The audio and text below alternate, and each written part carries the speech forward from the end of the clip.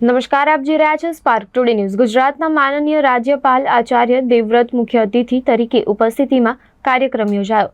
સક્ષમ સંરક્ષણ ક્ષમતા મહોત્સવ એ ministry of petroleum and natural ગેસના માર્ગદર્શન હેઠળ તેલ અને ગેસ જાહેર ક્ષેત્રના ઉપક્રમો દ્વારા સંચાલિત રાષ્ટ્રવ્યાપી ઈંધણ સંરક્ષણ પહેલ છે।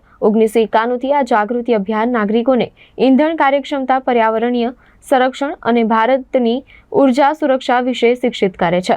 આ વર્ષે આ ઝુંબેશ ક્રૂડ ઓઇલ પર નિર્ભરતા ઘટાડવા અને ટકાઉ ઉર્જા ઉકેલોને પ્રોત્સાહન આપવા પર ધ્યાન કેન્દ્રિત કરે છે।